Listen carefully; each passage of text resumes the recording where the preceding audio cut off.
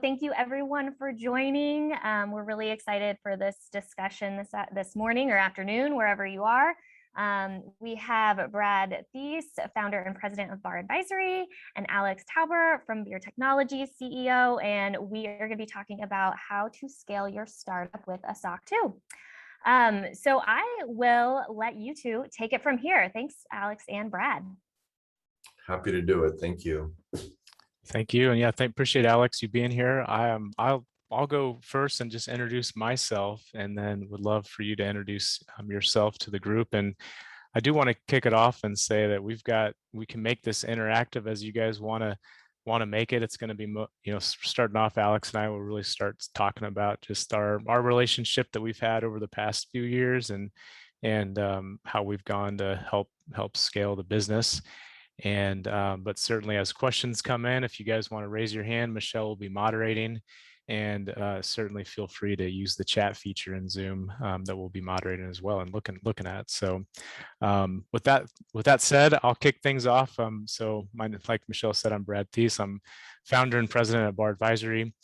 We have been around since 2014, and our mission here is to simplify the path to security and compliance. We do that through a number of different ways, but part of what we do, what we're talking about today, is SOC 2 reports.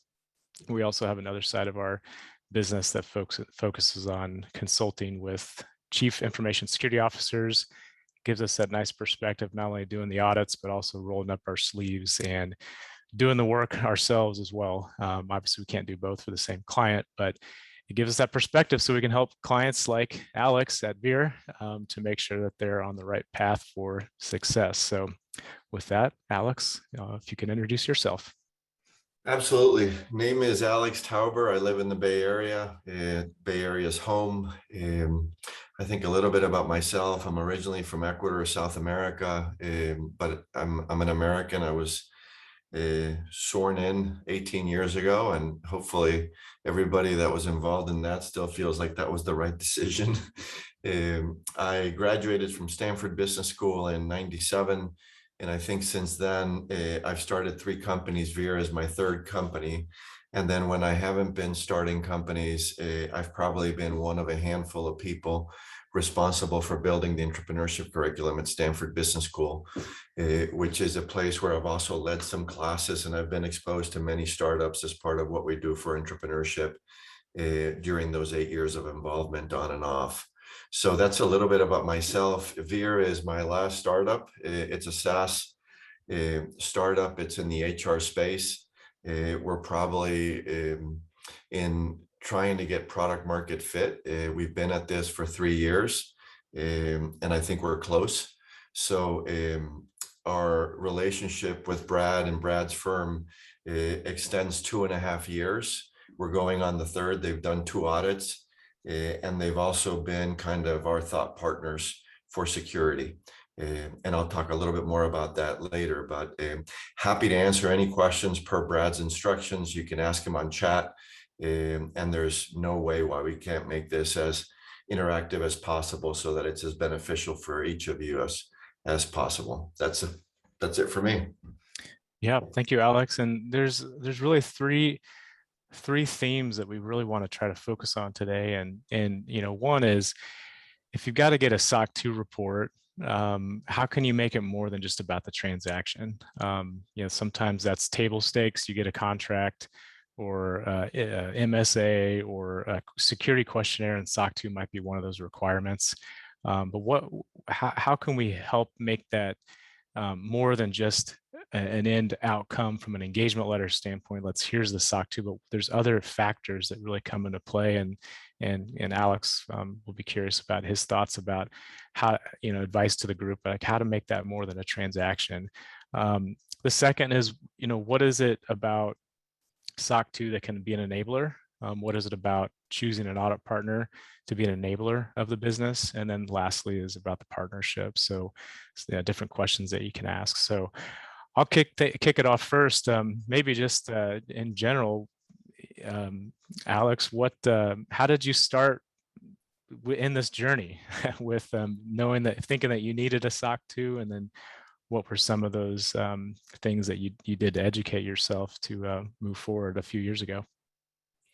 Yeah, so it's funny. The journey was be careful what you wish for. It's almost like the dog that chases the car but never catches the car, and suddenly catches the car and doesn't know what to do with it.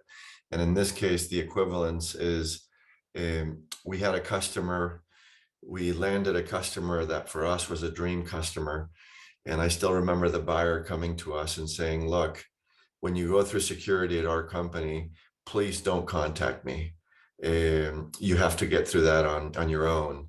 And as an early stage startup, we didn't have security.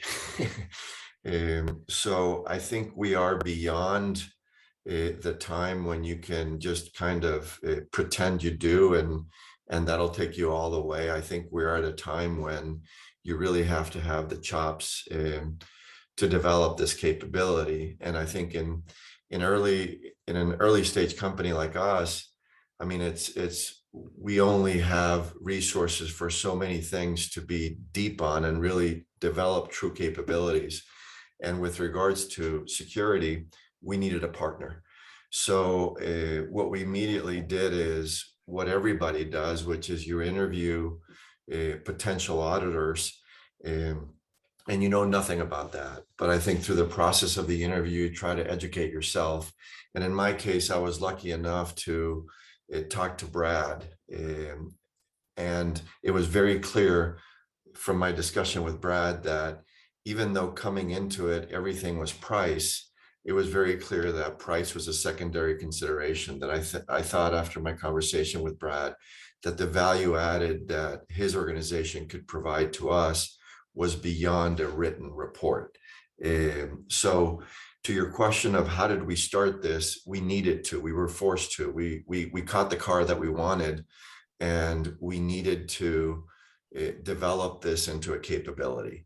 And we needed a partner that not only through the audit process helped us develop that muscle, but also through that process could help educate us and could help us develop our security roadmap.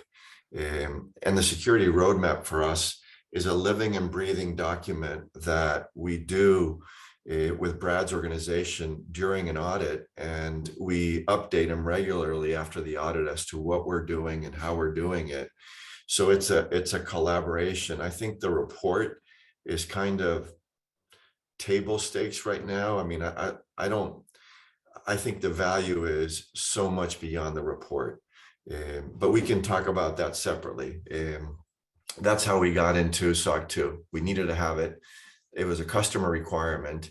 And I think it was a situation where you can't fib, you got to develop this capability. Yeah.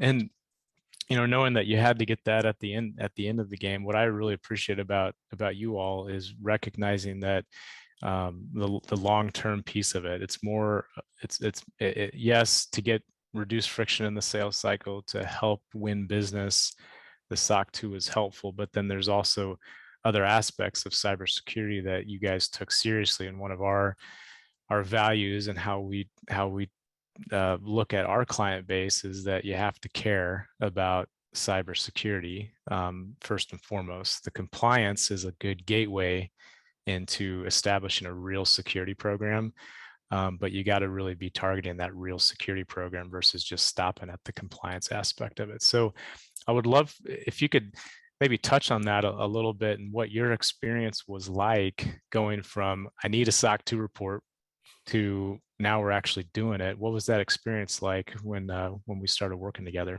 today? I'm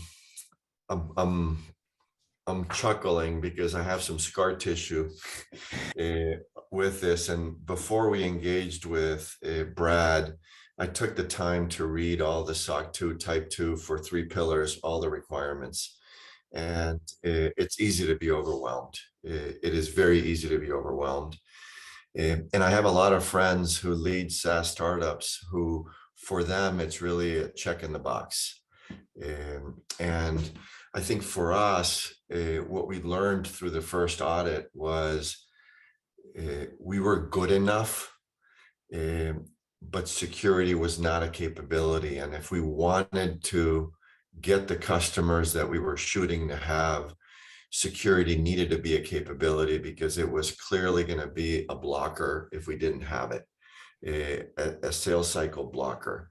So I think getting the first report was a key milestone for us, but I think learning that we needed to build this capability, and if we didn't, if we just waited till the next time next year to go through the audit, it would have been an opportunity wasted. So I think what Brad did then with us is they developed a spreadsheet of all the things that we needed to do for the next audit, so that we were in a much better posture at the time we had our next audit. The next thing we did also is every audit cycle that we've had, we've added a new security certification that we consider is strategic for our product roadmap, that is an enabler to our product roadmap.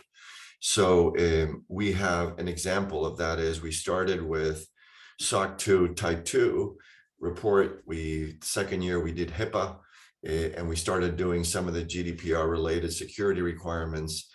And it's funny because when I talk to my friends, they're like, God, why do you continue raising the bar for yourself? Two reasons. One is I think it is a key enabler for a product roadmap. Without it, I don't think buyers would take seriously what we're offering. It's a key blocker to the sales cycle. But then the second thing also is, again, imagine that you get your wish and you're scaling fast, and you got a great opportunity and you have a great startup. If by then security is not developed into a muscle and it's not developed into the fabric of the company, we're going to have problems. And Brad and his staff, Angela, and I mean, everyone in his staff, Emma is here today, have worked with our security officer and our VP of engineering. And I think we all decided to make security part of the fabric of Veer. So if it's part of the fabric of Veer, we got to be dealing with security every month. So we have a security roadmap. We incorporate elements of the security roadmap into our 2-week sprints when we have availability. If we don't have availability, it's something that we talk to Brad and Angela about, and we say, look, this is what we can get done this quarter or this half of the year. This is it, and they'll help us prioritize accordingly, so that by the time we get to our next audit, we are in a much better posture. So yes, that's what it was like to get to the first audit, but that's what it's like since. So Alex, you're telling me as a startup you had resource constraints? I don't believe that. Well, that's why we partnered with you, because I think it's funny. I could never afford an organization with the capabilities of Brad and his folks. I mean, Brad is amazing. Angela, who leads the engagement with us, was very carefully selected by Brad because we were thinking about GDPR, and Angela's experience was a lot related to GDPR. So Brad knew what we were aspiring to, and the team that he organized to work with us, whether it's HIPAA with Swathi or GDPR with Angela, I think everybody in the team was very carefully handpicked so that they're deep on what we're trying to be better at.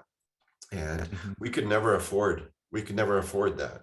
But here we are in an audit where we have all this talent that is, yes, they're auditing us, but what they're really doing is they're creating a feedback loop to educate us. They're creating a feedback loop to let us know what we need to work on. We're creating a security roadmap with them.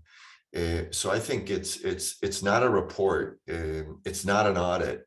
I think it's an engagement, so that for a resource constrained organization, this is as good as it gets as far as developing a capability with talent that we could never have in-house. And you know, the pattern recognition, I mean, this is all that these folks do. So they've seen everything. They have such well-developed muscles in security that any issues that we encounter, they're going to give us best-in-class advice, because this is what they live with every day. So yeah. Yeah, well, we always appreciate the quarterly check-ins that we have, and all the questions that do come that are even outside the audit. That's what that's the reason we're in business, not just to churn out SOC 2 reports. But obviously, given that there are resource constraints, and what advice would you give to other startups when they've got these questions or questionnaires, and hey, I need to do a SOC 2 report, that have these competing things of, I need to ship out a product and I really just know that this SOC 2 might be a blocker to me. You mentioned about really early on wanting security to be a part of your DNA as as a company. How did you balance that resource limitation of going above and beyond just getting the SOC 2 at the end of the day? And how did you perceive that value from the beginning? What kind of advice would you give others? Yeah, so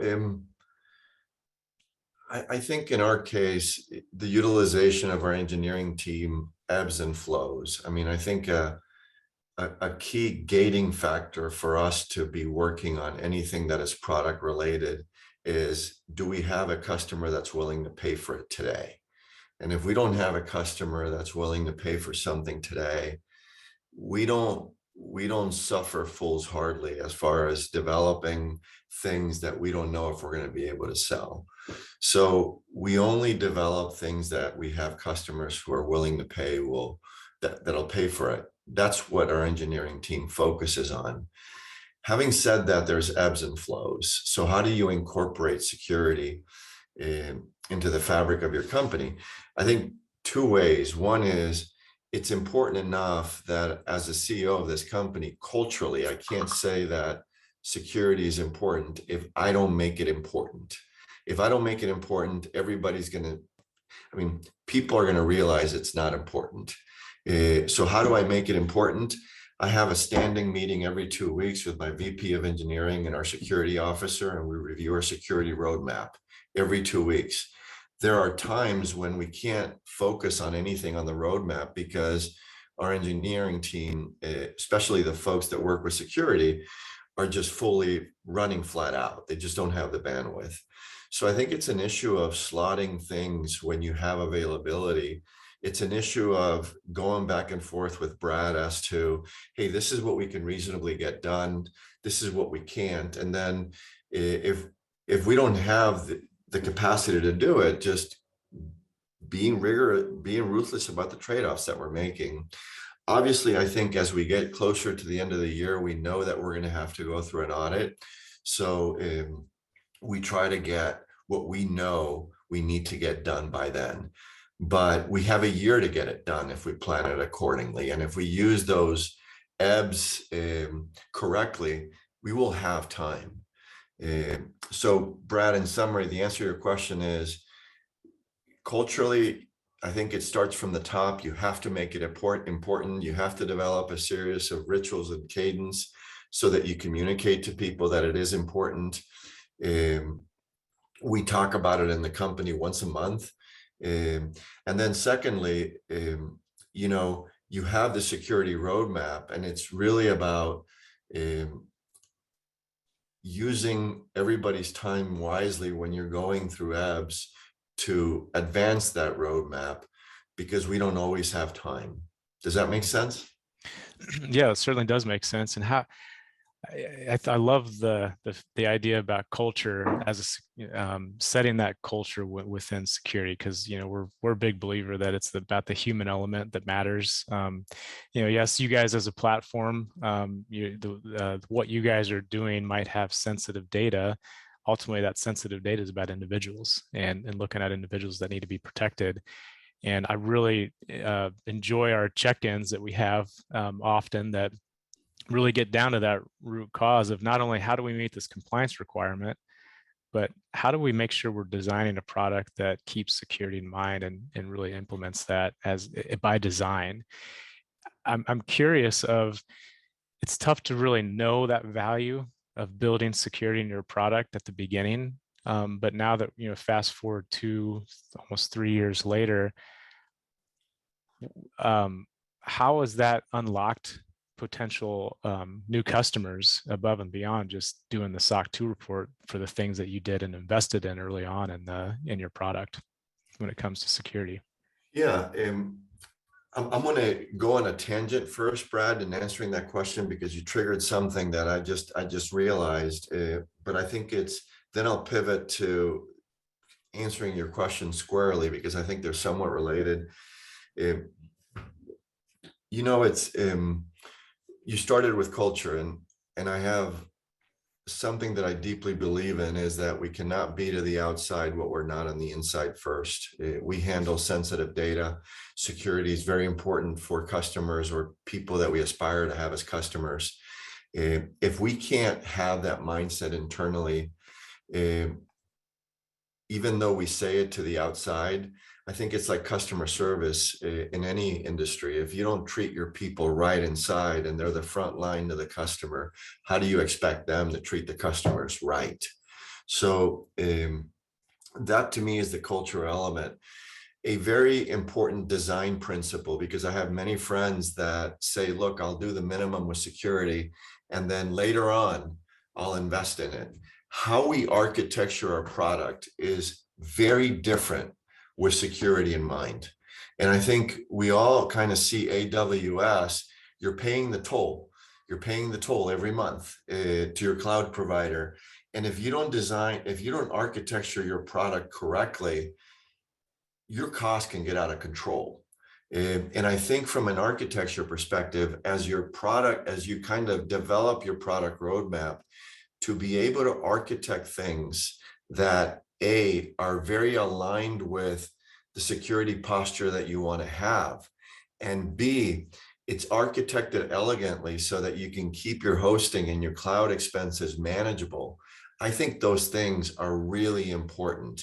So when I hear friends say, I'll delay security, I'm like, I would hate to re-architect your product. I would hate to have to handle security squarely 3 years later, when you have all this legacy of code that you've developed, you have all this legacy of architecture that you developed.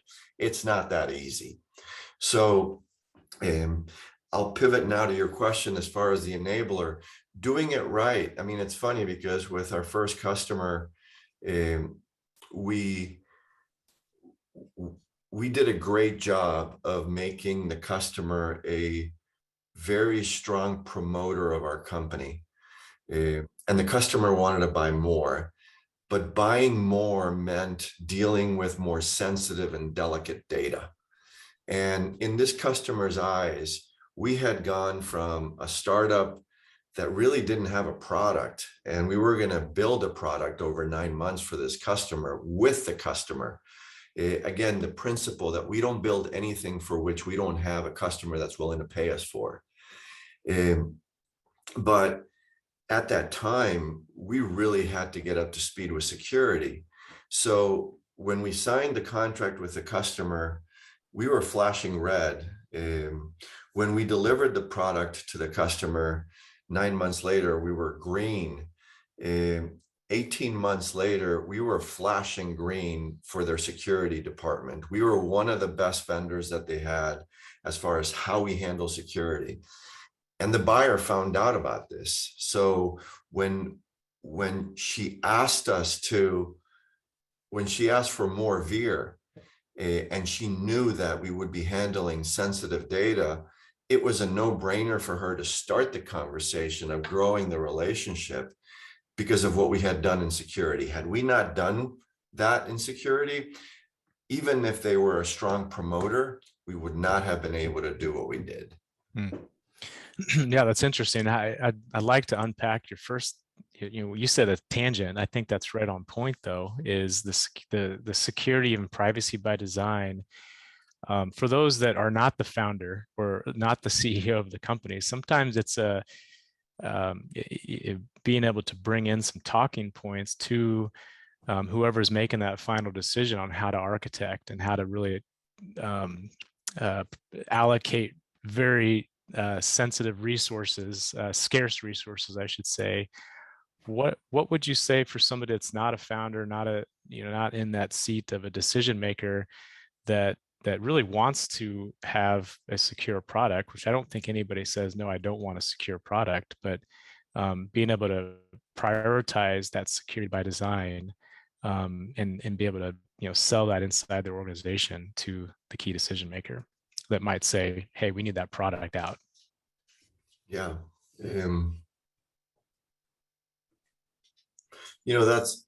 That's a tough one, Brad, because I think a strong security posture has to come from the top. And if you're mid-level in any organization and you're trying to sell it up, I think that's an issue. I don't think any of us question. I'm not in the security business at Veer. My core business is something else, but I need to develop a security capability. So I think the way I would sell it is, for us, yes, we're resource constrained, very resource constrained. We have to ruthlessly prioritize resources to everything, but security is an enabler, and not having a strong security posture at the very least is going to be a blocker in your sales cycle that you can't get through. At the very most, it's not going to open additional revenue opportunities. And somewhere in the middle between very least and very most, as you grow, your hosting expenses are going to become real. At the same time, the elegance of your architecture, to the extent that you architect something correctly with security in mind, that makes expanding that architecture, that makes expanding your product roadmap, it makes making things bigger a lot easier because it's been designed correctly. The biggest barrier that I've heard from friends of mine for not taking that posture is, look, we have such limited resources that, I can't invest in an auditor like that, or I can't invest the resources during the year to do that. But my question is, so the alternative is you hire an auditor who's just going to check boxes, not give you feedback, give you a report. And once that report is in your hands, it's got a limited shelf life. You haven't built a capability. You're going to have to get that report at the end of next year. You're always quibbling with the person checking the boxes because you really haven't gotten any feedback that makes you better. There's always surprises. And for that service, you're not willing to pay 25, 50% more. And the amounts we're talking are not amounts that are going to break anybody. So to me, I think it is a worthwhile investment to make, and it'll open revenue opportunities, and you're not going to build code debt or architecture debt by postponing it. I mean, I think one of the hardest things that we have to deal with is, as we ruthlessly prioritize, what kind of debt are we willing to live with and what kind of debt are we not willing to live with? I think not architecting a product with security in mind, I'm not ready to accept that kind of debt, because 3 years from now, to re-architect everything and rebuild the product, I just don't want to go through that. At the same time, as you noted earlier, it's a key enabler. So I would say focus on what a correctly architected product can do for you if it's built with security in mind, with regards to your hosting expenses, with regards to opening additional opportunities for you. If your customers are very security sensitive, in our business they are. So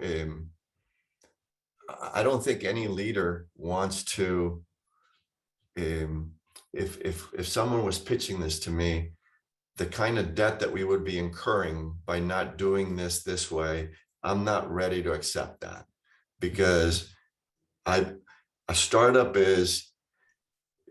leading a startup is you're betting on yourself. So we're going to win. And if we win, I'm just not ready to have that kind of debt.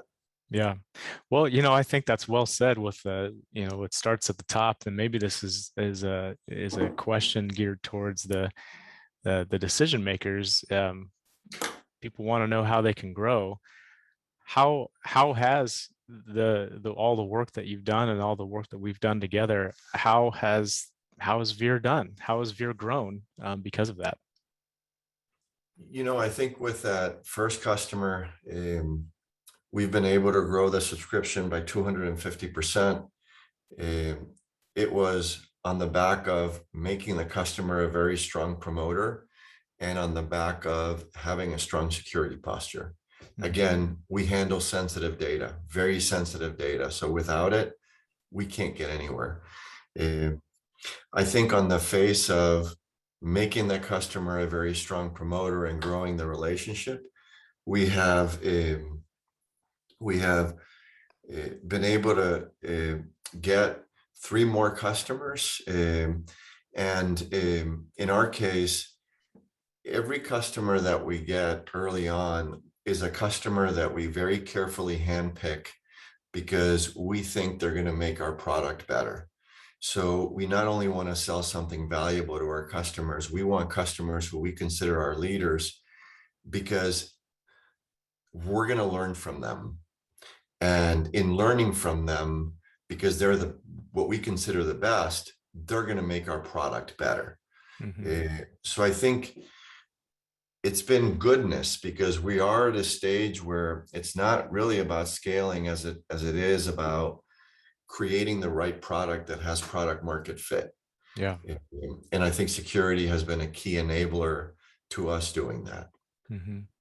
Yeah, and these are large enterprise customers. So when you say 3, that could be a lot of subscribers within your base. And it looks like we've got a question. Somebody's asking in the chat, says, and I'll pause here. I'll read this question, but certainly if there's any other questions, please send them through. So the first question is, could you please explain how poor security architecture could increase an organization's hosting fees? Absolutely. I'll give you the easiest way. The easiest thing to do when you're growing customers or when you're growing regions is to set up separate instances. And every time that you set up a parallel instance for Ireland, for India, for the next customer, it's a completely standalone instance. You're basically doubling your costs, your hosting costs. I think with security in mind for us, we develop every element of our product as a microservice. And when we have a new deployment, we launch that new deployment within the existing instance. And the way the microservices and the deployments work, they are so secure that they allow us to very efficiently scale our architecture and how we use AWS so that we're just not mindlessly replicating instances and doubling our costs every time we do so. Yeah, and I'll add to that as well is especially when you have a product that you could have a lot of sensitive information, and sometimes you don't always know the path or avenue that your new features can start to continue to expand. I'm not only talking about Veer, but also about other clients. When you have so much sensitive data and sometimes you don't always know exactly what the end result's going to be. An example of having a security architecture is just how you handle and manage encryption with the data, as well as anonymization of the information, and this whole concept of tokenization that is extremely hard to address that after the fact. Once you have all this information, it's there, and it's a big ocean of data that that's really hard to unwind from. And so, something as simple as just understanding what is the information that we do need. We might need more in some aspects, but how do we understand how to encrypt the various pieces of data elements to define it down to what's the least amount of information we need to get the job done, and ensure that everything else is in a tokenized type space. That's one example, because it's very expensive to unpack that. So, and just to add to that, Brad, it's funny because I remember having a conversation with you and a separate conversation with Angela when we needed to move from 1 to 2, and thinking about our next audit and security and saying, hey, what are the different forms for us to be able to do that? And how do we get efficiency out of this? And how do we build something that is very scalable? And this is an example of a kind of a strategic partnership, because I know Brad, Angela, and Swathi see a lot of examples of different types of architectures in all the auditing they do. So to me, posing it as a question and saying, look, before we make a commitment, can I run my hypothesis by you?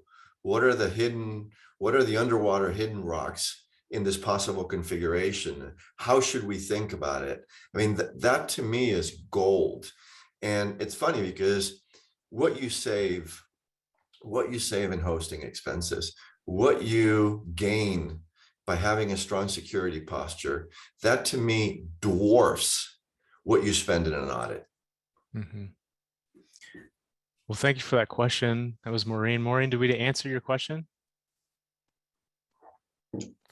Yes, please. Thank you very much, Brad and Alex. I truly appreciate the explanations and how you answered that question in detail. Thank you very much. And any other questions out there? Okay. Yeah, one thing I wanted to touch on as well as you were speaking, Alex, and we've talked a lot about everything beyond just the SOC 2 and the value and those types of things. And one thing that you said earlier is just about, I'll sum it up as continuous improvement. That, we started our journey almost 3 years ago, and the focus, kind of the speak was, okay, in product terms, what's that MVP, the minimum viable product, with always thinking about that long-term security mindset in mind. And so we started with, just to give folks for the feel for what the process would look like, we started with a system demo. We wanted to do a readiness assessment around making sure that we're helping you guys succeed before even going through the audit. And we also partnered with one of your guys' tool sets that you guys use in a compliance automation platform, so that, because cybersecurity, the challenge with it is visibility. And you shouldn't be paying an audit firm to push a bunch of documents around. And so we partnered with your guys' compliance automation platform, which I'd highly recommend for all startups to do something like that. Think of it's like the TurboTax for SOC 2, and then we're the experts you can call upon, so we can help kind of push and guide you in the right direction. And so that system demo, the very beginning, was very helpful for us to just understand your product, so that we can provide that feedback for things like security by design, the setting up your architecture, and then knowing what the threat model really is. You don't know how to put controls around something if you don't understand the product and the business. And so that first piece, that system demo, was helpful.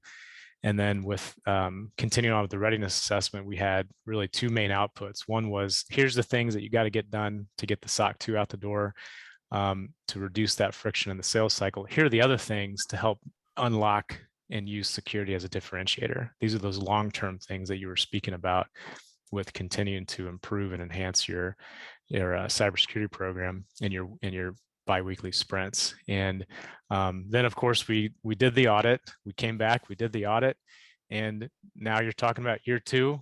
We had some more findings. Some went in the audit report. Others were more just improvement opportunities. But I love the aspect of you looking at these as not issues that you're afraid to disclose. It's the honesty about it, that, hey, this is how we're working with our client, our customer, to solve the same problem. It's not an us versus them. Here's our issues. Let's be transparent about it. and let's make sure we're figuring out exactly the perspective of both getting the SOC 2 audit report out as well as the perspective of the customer. And I've been on several customer calls that with you, and I love that about you, about how transparent you are, and that makes it easier to solve the problem ultimately. And then we're continuous to improve, and we'll continuously iterate after that as you continue to add on more frameworks. And so I just thought it'd be good context just to help others see the process a little bit more. But what was your experience like? And did I hit the mark there, or were there any other areas that you felt like would be good for others to know on the call? Yeah, you triggered three thoughts, and I was writing down. If I was looking down when you were talking, I was just taking notes. The first is Veer sits on the same side of the table as BARR. They don't sit across the table from BARR. BARR is a partner of Veer's.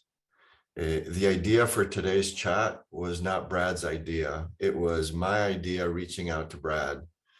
I have a lot of gratitude towards BARR. They're amazing. And, we go back to, you can't be on the outside what you're not on the inside first. If I want customers to be very strong promoters of our company, I have to behave that way with suppliers that are enablers of Veer. So we sit on the same side of the table. And it's funny because there was a time during our first audit where our head of engineering said, look, we got a problem. And I don't know how to explain that to BARR. And I'm like, easy, we're just going to get on the phone with Brad and we're going to explain the problem. And that's the only way that we're going to solve it. And I think that was a critical decision point, because the audit went from being a test to really being a really effective feedback loop that over time was going to make us better. So my first comment is, we sit on the same side of the table. There is extreme honesty. And because there's extreme honesty over time, you develop trust. And I think the idea for today is my way of showing BARR and the team at BARR. I mean, it's not only Brad, it's Angela, it's Swathi, it's Emma who's on the phone, it's everybody on the team, gratitude for what they've done for us. And I think the second point is, BARR makes a lot of suggestions as to different tools that we can use. So the tool set that that Brad was referencing to is a tool set that BARR loves to use, and it allows them to have a lot of transparency into our business.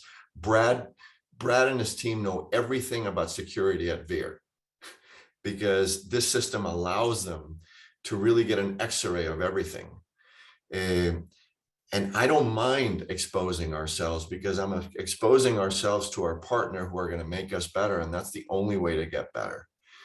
And then the third point, Brad, is, it's funny because I feel bad talking about myself. We've dealt with each other enough.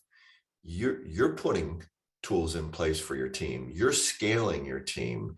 The quality of people that you bring into engagements. I mean, you guys tell us how we should be doing recruiting and how we should be doing onboarding.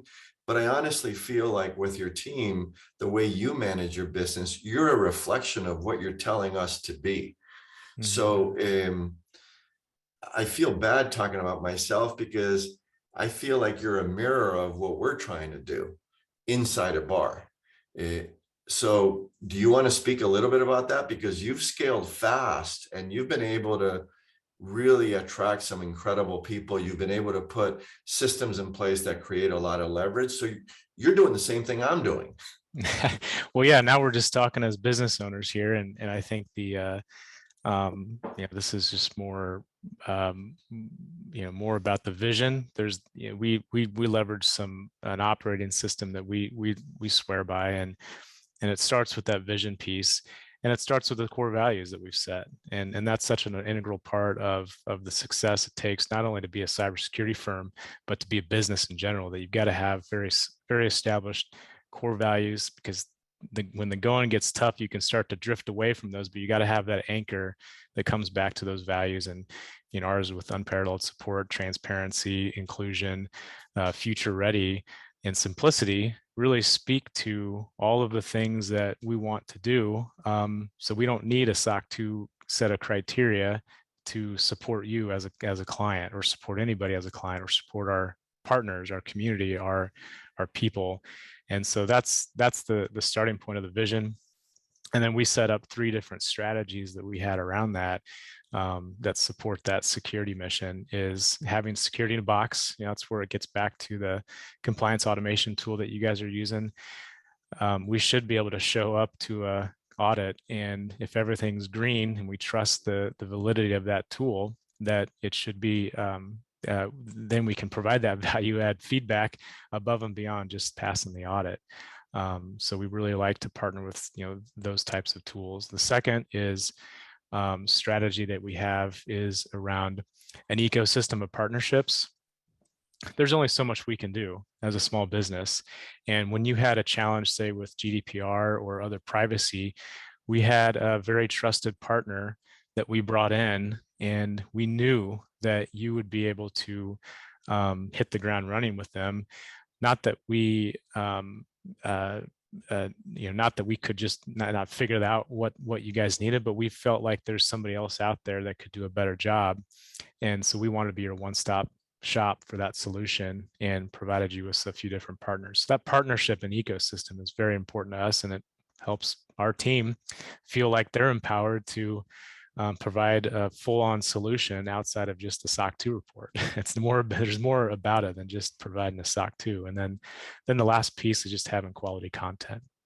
And so us being able to provide the content to you, provide the content to others, so that's more of a self-service, not only for our clients, but also for our people as well. And so those are those 3 strategies that we live by, and it starts with those core values. And then there's the traction piece of the scorecards and the targets that people are hitting quarter by quarter. Now it looks like, thanks Maureen for the comment, says, indeed, I couldn't agree more that customer transparency during SOC 2 and any audit for that matter is the key to successful audit and continuous process improvement and non-stressful subsequent audits for the customer organization. So we got some believers out there. So thank you, Alex. Hey, happy to answer any other questions. So I believe in this conversational turn taking. If you guys are not asking questions and not leaning forward, I feel like we're not kind of maximizing what we can create together. So please feel free to ask any questions, and yeah, don't be afraid to do so. Brad and Alex, I'm going to jump in real quick here as we will hopefully be seeing some more questions through the chat. But specifically for you, Alex, you mentioned the importance of finding that thought partner in security for startups.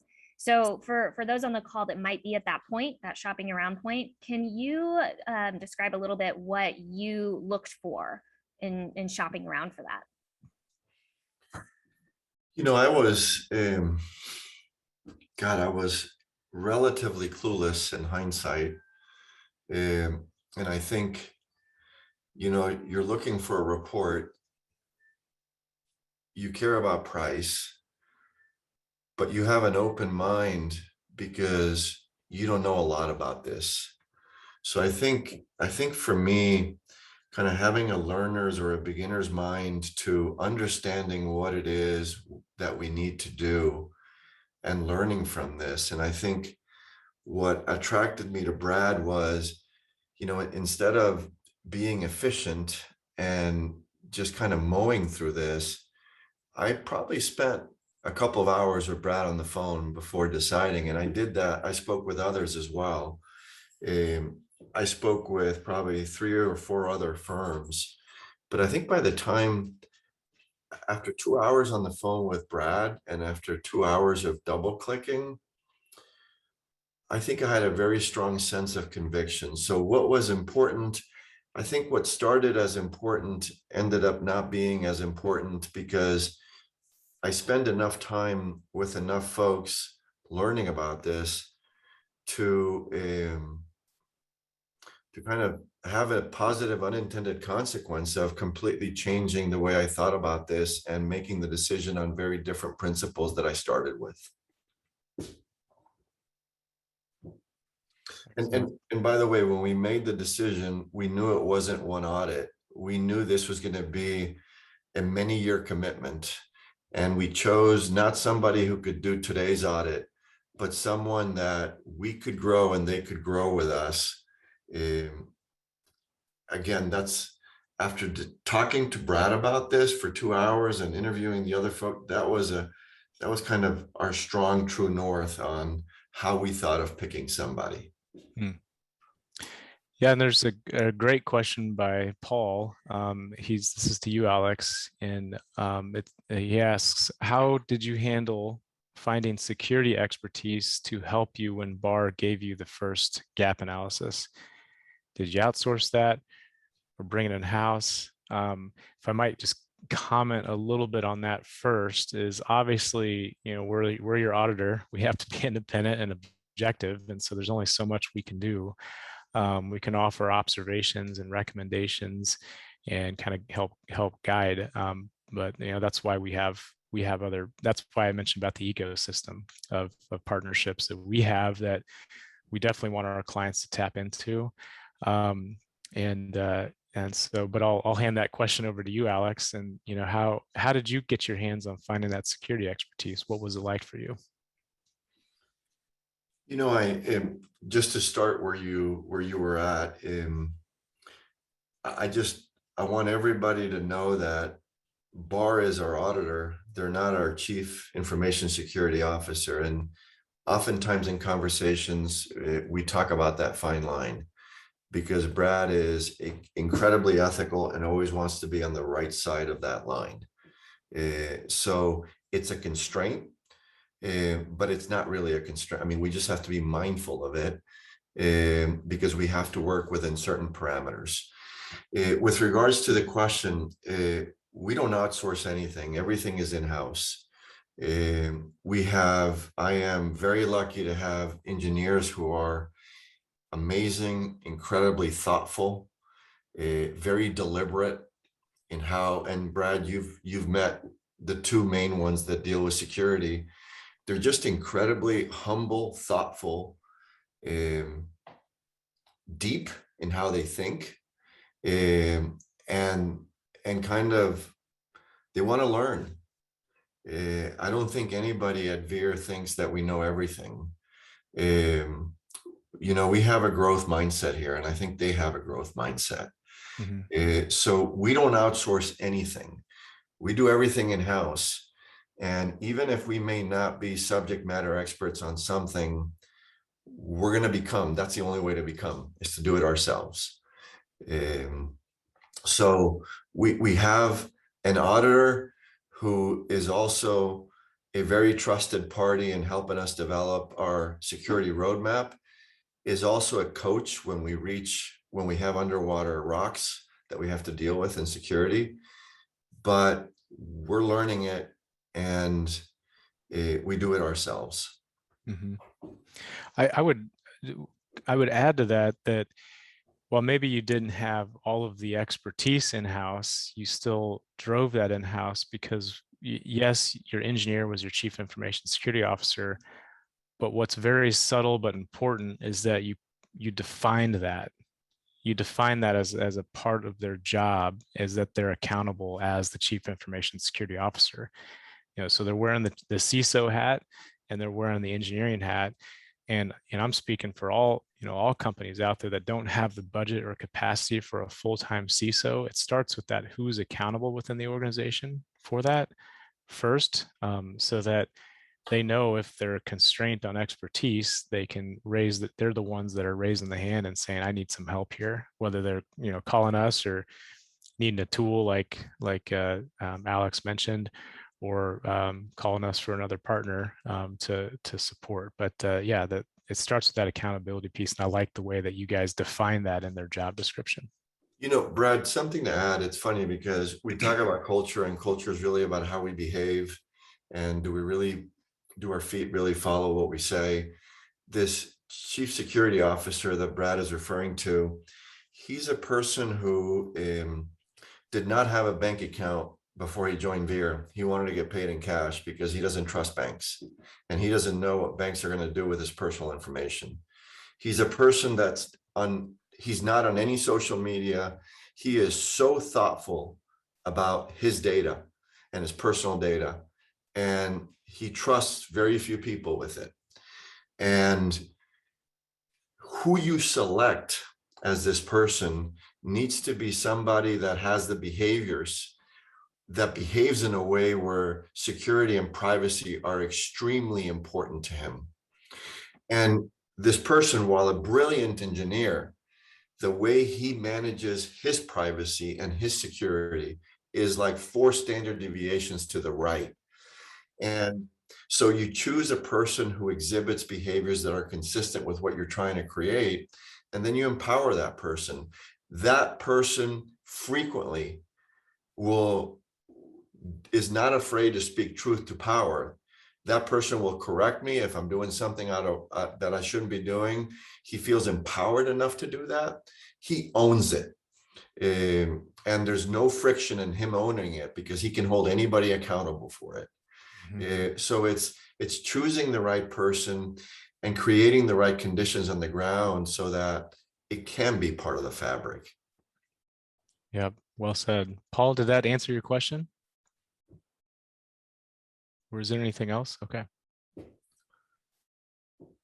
Well, very good. Well, we have just a few minutes to the hour. Were there any other questions that you saw, Michelle?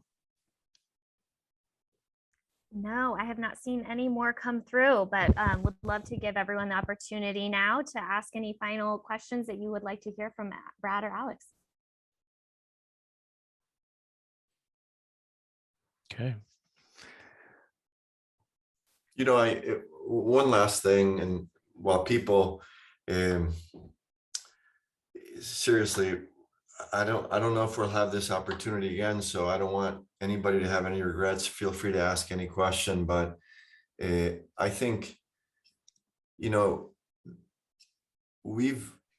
at our company, we've operated in kind of stealth mode for a long time. We have no desire to do marketing. We very rarely promote ourselves to the outside. This is the first time I'm doing this, and I'm doing this because I have tremendous gratitude for our partners at BARR and what they've done for us. So I think as you choose vendors, I think there's people that you choose where there's transactions, and that may be the right mindset for how you deal with it.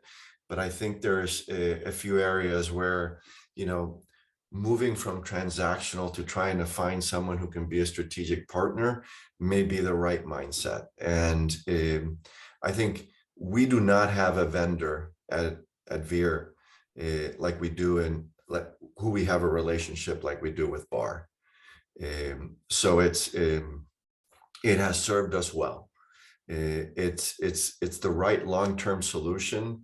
And most folks that I speak to are so focused on the short term and optimizing for the short term. But again, my comment earlier, you have to prioritize, and prioritizing, you're making decisions on what kind of debt are you ready to accept. And this is not a debt, whether it's architecture, whether it's security, this is not something that we're prepared to accept, because if we get our wish and we catch that car, we're going to have to scale fast. Mm-hmm. And this setup will allow us to scale fast.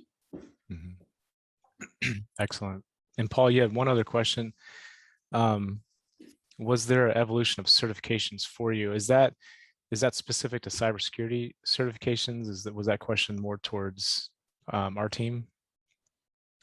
No, it was actually for Alex. I was just curious. Did you, after getting the SOC 2, and I understand, you know, you went to GDPR, and then do you have other things on your roadmap? And is that an echo of your evolution through kind of the cybersecurity growth? Good question. So Paul, and feel free to double click. The evolution has been from SOC 2 Type 2 to HIPAA. And then what we did next after HIPAA is we knew that we wanted to prepare for GDPR. And this is something that we openly talk about with Brad and Angela. So the closest step that we could get to GDPR without getting to GDPR was Microsoft readiness. Microsoft has an incredibly high hurdle for privacy. It is probably the one enterprise in the US who Angela and Brad felt like, look, if you are Microsoft compliant with their security requirements, you're very close to GDPR.